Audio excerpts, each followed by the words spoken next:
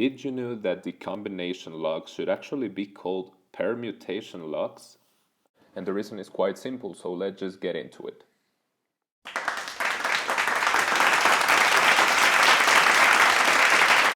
Okay, so permutation is a mathematical technique used to determine the number of possible arrangements in a set when the order of that arrangement matters. On the other side, we have the combinations, and the combinations is basically the same as permutation. It's a mathematical technique to determine the possible arrangements in a set, but the difference is that in combinations, the order of the arrangement does not matter. Okay, now you may be wondering, why does a log has to be named permutation log instead of combination log?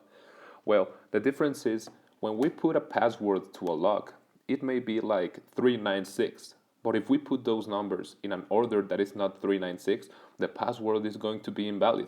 We cannot put 936 because it won't work. It is not the correct password. And in this case, the order of the numbers that you put does matter for you to open the safe. Okay, now let's go to a quick example about permutations. Okay, let's say you're in a singing contest and you have 30 participants. Out of that 30 participants, you select the 3 best singers.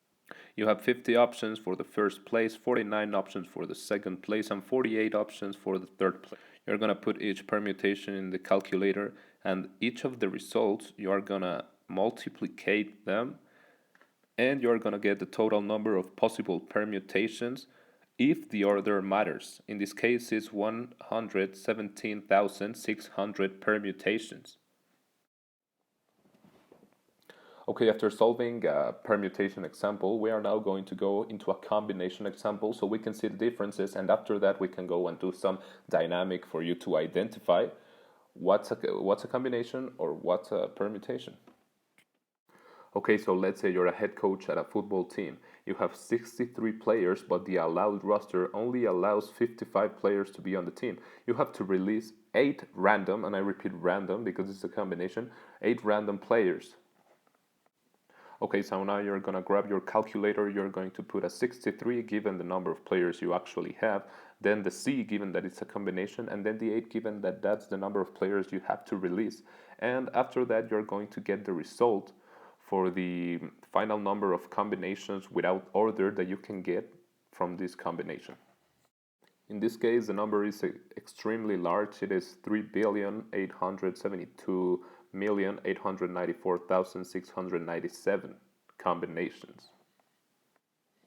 Okay, in case the exercises were not understood of why it was a permutation and in the other it was a combination, here's the explanation. The first one was a permutation because, as we can see, we were choosing the best 3 places. When we choose a first, a second, and a third place, the order clearly matters because we have to determine who is the best. Now, in the second problem, I clearly said and actually repeated, we have to cut 8 random players. That random means that the order does not matter, or who they are does not matter. That means that we can cut anyone, and in the order we want. So, that's the difference. Okay, so now we are at the end. The final exercise or dynamic, however you want to call it, we're making a salad. Out of 20 ingredients, we grab 5 ingredients regardless of the order we choose them. So at the end of the day, what is it? A permutation or a combination?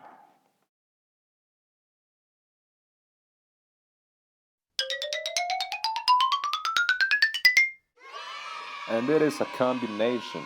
The reason it is a combination is because we chose 5 ingredients regardless of the order we were choosing them. If I would have put choose the 5 ingredients you like the most, the order does matter, you know? But in this case, it doesn't. So it was a combination. Well, this is the end of the video. Thanks to anyone who is watching this. I hope you learned something about permutations or combinations. I did my best to explain it. So have a great night, day, or whatever you are on. This video was made by Esteban Ducois. That was all.